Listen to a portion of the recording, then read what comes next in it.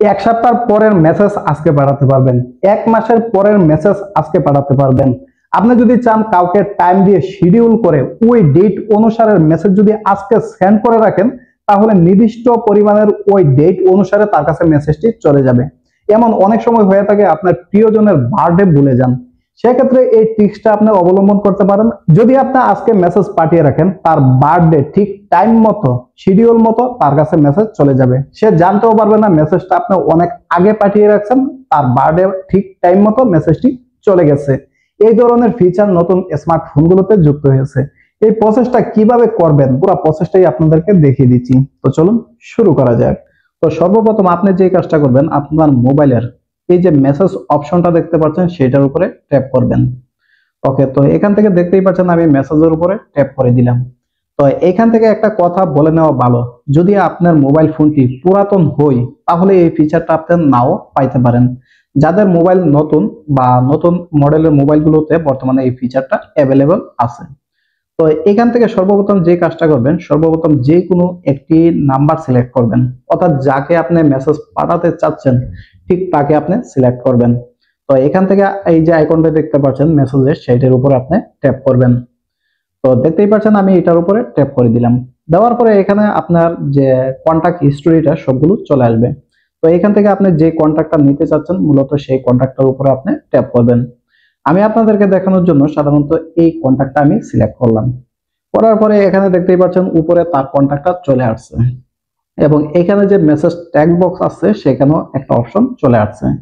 তো এইখান থেকে আপনি যে কোনো কিছু লিখতে পারেন, যেমন আগামীকাল বা পরশুদিন, এক মাস পরে, যতদিন পরেই হোক, আপনি যদি তার সাথে কোনো কিছু বলতে চান ওই তারিখে, বা তাকে কোনো ডেট স্মরণ করে দিতে চান, অথবা তাকে বার্থডে উইশ করতে চান, এই ধরনের যত ধরনের অপশনগুলো আছে সবগুলো এখানে আপনার যেটা প্রয়োজন সেটা এখানে লিখে দিবেন।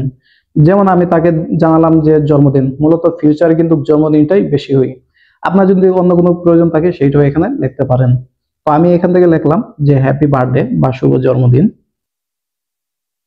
ওকে, শুভ জন্মদিন বন্ধু। তো এখানে দেখতেই পাচ্ছেন শুভ জন্মদিন বন্ধু লিখলাম। লেখার পরে যদি এইটা এখান থেকে সেন্ড করে দেই তাহলে কিন্তু সরাসরি এখনই মেসেজটা চলে যাবে।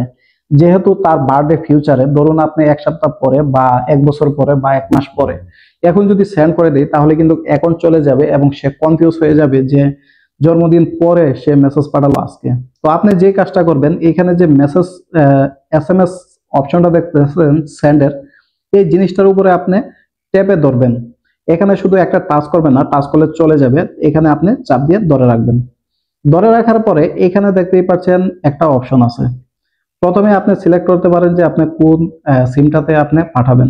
যদি আপনার সিমটা ঠিক থাকে তাহলে সিমটা ঠিকই রাখবেন। তারপরে এখানে দেখতে পাচ্ছেন শিডিউল, এই যে শিডিউল অপশনটা দেখতে পাচ্ছেন, এইটার উপর আপনি ট্যাপ করবেন। করার পরে আপনার সামনে এরকম ভাবে একটি চলে আসবে। আসার পরে এখানে দেখতেই পাচ্ছেন কিছু ডেট বা টাইম দেওয়া আছে।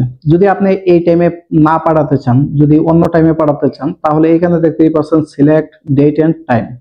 আমি আপনাদেরকে দেখিয়ে দিচ্ছি, এই যে দেখতেই পাচ্ছেন সিলেক্ট ডেট এন্ড টাইম, এইটার উপরে ট্যাপ করবেন। ট্যাপ করার পরে এখান থেকে কিন্তু ইচ্ছা মতো আপনি আপনার ডেটটা বা তারিখটা কাস্টম করে নিতে পারেন। দেখেন যে এই মাসে পাঠাতে চাচ্ছি না, আমি পরের মাসে পাঠাতে চাচ্ছি, তারপরের মাসে পাঠাতে চাচ্ছি, সবগুলো কিন্তু এখানে দেওয়া থাকবে। 20 তারিখ সিলেক্ট করলাম এবং এখান থেকে যে নেক্সট অপশনটা দেখতে পাচ্ছেন সেটার উপরে ট্যাপ করে দিলাম। দেওয়ার পরে এখানে দেখতে পাচ্ছেন টাইম দেওয়া আছে। তো বার্থডে তো সাধারণত 6:35 হয় না, আমি এখানে দিব 12:00 AM। তো এখান থেকে আপনি PM AM করে নিতে পারবেন, আমি AM দিলাম। দেওয়ার পরে এখানে যে নেক্সট অপশনটা দেখতে পাচ্ছেন সেটার উপরে ট্যাপ করব। করার পরে এখানে আপনাকে আবার দেখাচ্ছে তারিখটা, বার, বা আপনি কোন দিন, 20 তারিখ হলো ফ্রাইডে, শুক্রবার। তারপরে এখানে দেখতে পাচ্ছেন 12টা AM। তো এই অপশনটা যদি আপনার ঠিক থাকে তারপরে এখান থেকে সেভ যে অপশনটা দেখতে পাচ্ছেন সেটার উপরে আপনি ট্যাপ করে দিবেন।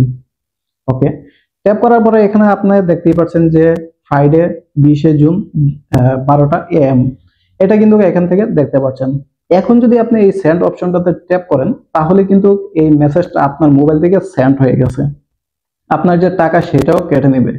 এখানে শিডিউল দেওয়া আছে, ঠিক ওই টাইমে ওই সময়ে আপনার যে ফ্রেন্ড বা বন্ধু বা আপনার যে কোনো যাকেই পাঠাচ্ছেন তার কাছে কিন্তু ঠিক ওই টাইমে 20 তারিখে ফ্রাইডে 12টার সময় মেসেজটা চলে যাবে।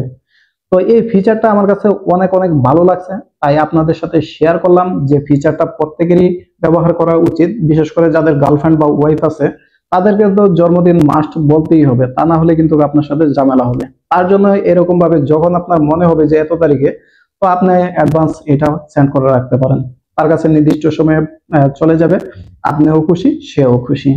তো আশা করি এই ফিচারটা আপনারা অন্যান্য কাজেও ব্যবহার করতে পারবেন, সব কাজেই ব্যবহার করতে পারবেন ফিউচারে। তো যদি ভিডিওটি সম্বন্ধে আপনাদের কোনো মতামত থাকে কমেন্টে জানাতে পারেন। ধন্যবাদ।